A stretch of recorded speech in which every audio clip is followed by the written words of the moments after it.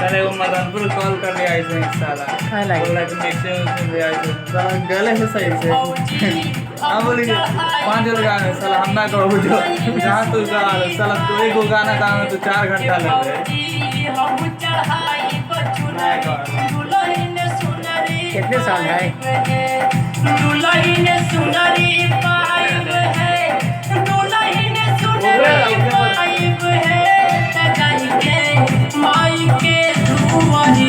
नारियल कलशा उठाई फौजी हम चढ़ाई चुनरी दुलहिन सुनरी पाइब है।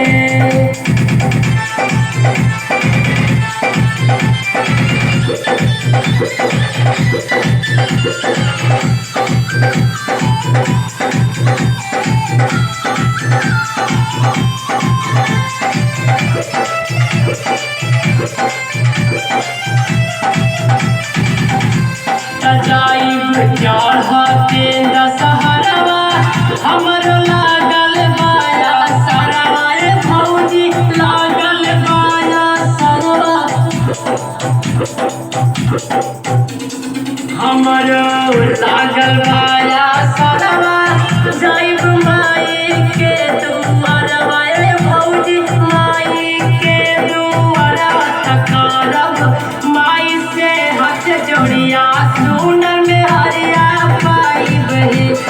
भौजी हम चढ़ाई बचुनरी दुलहिन सुनरी पाइब है।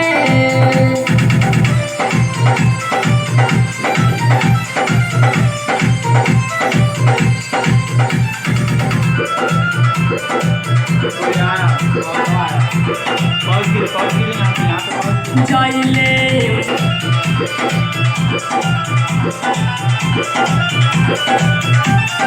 जाइले माई के दुआरिया लेके पूजावा के थलिया भौजी पूजावा के थलिया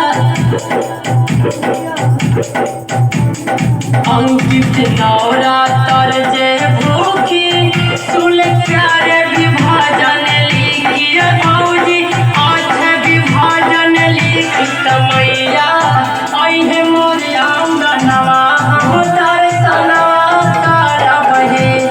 भौजी हम चढ़ाई बचुनरी दुलहिन सुनरी पाइब है। दुलहिन सुनरी पाइब है। दुलहिन सुनरी पाइब है। जाइब माई के दुआरिया नारियल कलशा उठाइब है। भौजी हम चढ़ाई बचुनरी दुलहिन सुनरी पाइब